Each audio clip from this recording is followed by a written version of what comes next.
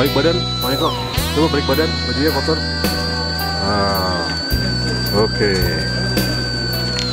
Ya, beberapa teman kita hari ini tertelungkup jatuh bego, dan tetapi semangatnya masih luar biasa, dan kita kali ini akan melewati tricycle track. Jadi kendaraan akan menuju di bawah, hanya kendaraan bermotor roda 2 aja yang akan naik ke atas, dan kita akan menaiki ketinggian sekitar 4.100 meter.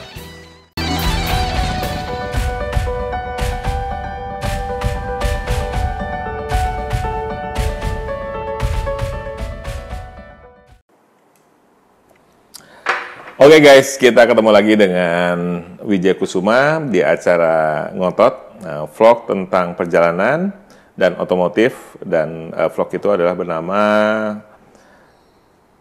Ngotot, ngobrol tentang otomotif bersama Wijaya Kusuma.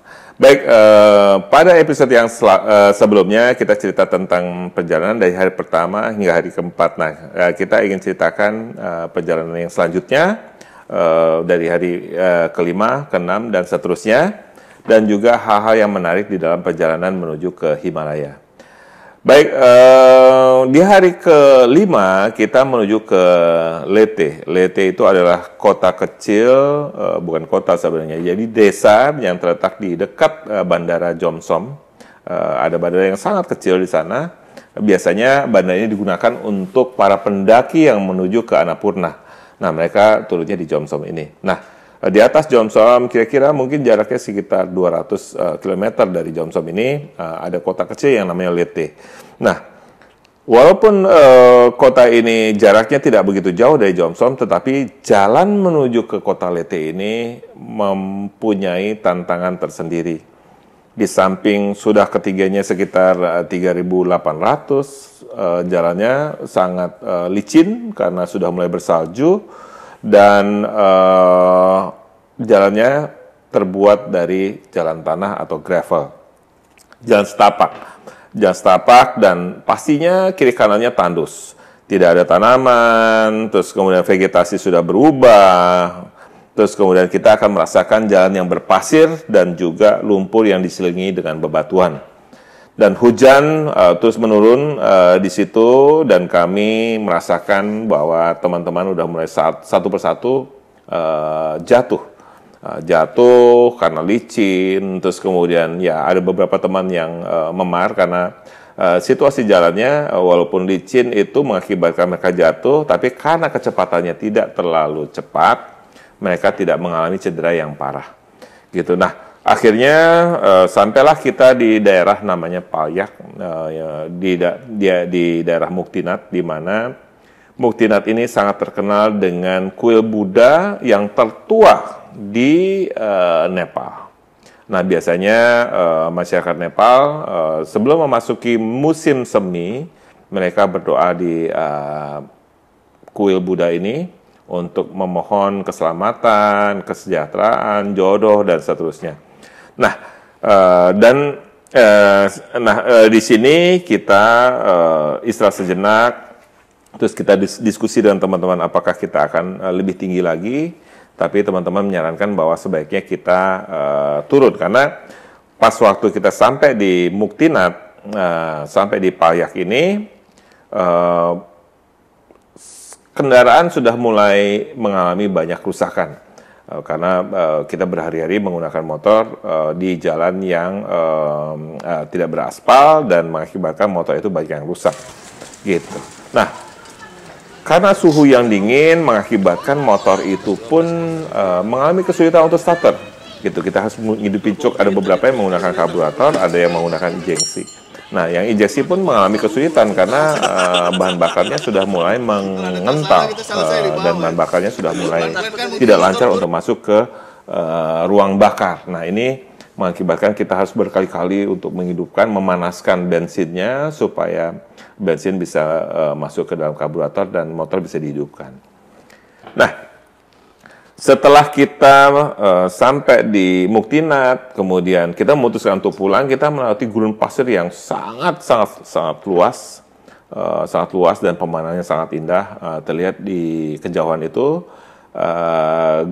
Gunung Dhaulagiri dan Gunung Annapurna terlihat di samping kiri kanan yang lintasan yang kita lalui. Nah, tapi gurun pasir itu penuh dengan tantangan karena pasir itu juga bercampur dengan batu-batu kerikil dan batu-batu besar, sehingga beberapa teman-teman itu mengalami knalpot copot.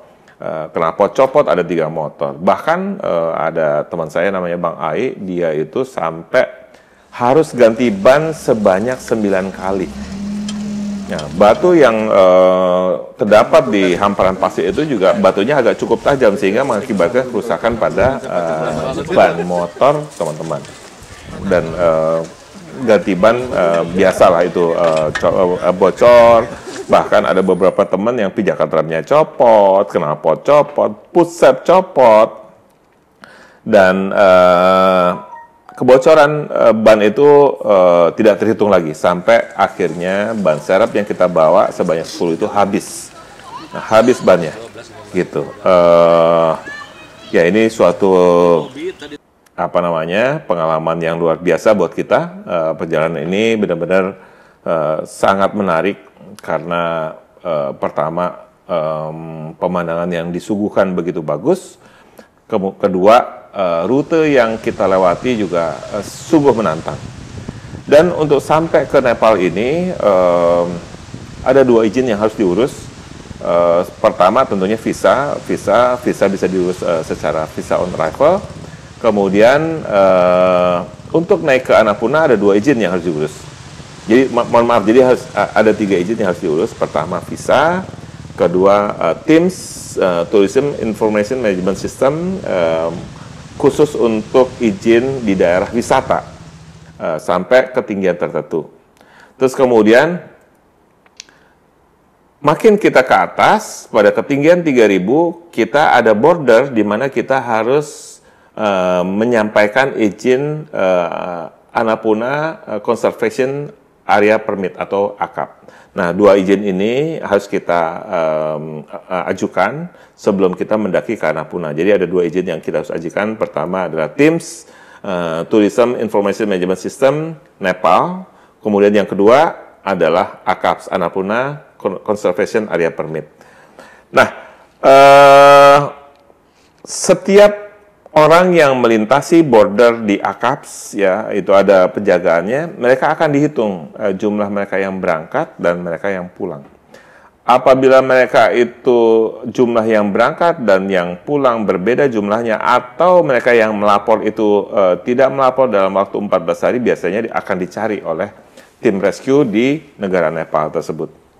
Nah, ini memang Nepal cukup menarik untuk dikunjungi dan saya merencanakan akan kembali lagi dalam waktu dekat ini dan mudah-mudahan terencana dalam perjalanan saya menuju ke Norway nanti entah tahun 2021 atau 2022 tergantung dengan pandemi corona yang mungkin akan selesai di 2021. Kalau memang ternyata corona tidak selesai juga, ya tentunya saya akan mengundurkan perjalanan saya ke tahun 2022. Nah, perjalanan ini akan memberikan kesan yang sangat menarik buat para peserta yang ikut, 12 rider dan 5 orang yang ikut di dalam kendaraan. Karena kami di-guide oleh seorang bule yang sangat profesional namanya Matt Gardner, dan dia benar-benar mempersiapkan segala sesuatunya dengan detail, bahkan mempersiapkan semua spare part yang dibutuhkan untuk kendaraan, mulai dari karburator dibawa, terus kemudian rantai dibawa, footstep yang patah dia bawa, segala macam peralatan dibawa sehingga kita merasa nyaman untuk bawa kendaraan itu karena kita mempunyai spare part yang cukup untuk mendaki dan pulang kembali. Nah,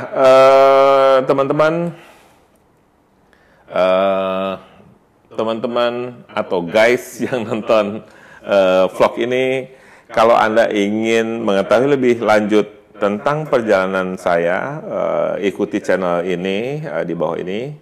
Ada channel Ride My Dream dan juga ada websitenya yang bisa Anda kunjungi dan Anda bisa mendapatkan informasi tentang rencana perjalanan saya keliling dunia atau informasi-informasi tentang otomotif bersama Wijaya Kusuma. Baik, setelah sampai di Pokhara, setelah kita melakukan perjalanan sebanyak 7 hari, kalau total dari berangkatnya 9, untuk ridingnya 7 hari, sesampainya di kembali lagi ke Pokhara, kita istirahat sejenak, terus kemudian Matt Gardner membuat acara perpisahan dan menyampaikan foto-foto yang menarik, yang luar biasa, dan kita bisa lihat nanti di sini foto-fotonya, terus kemudian videonya.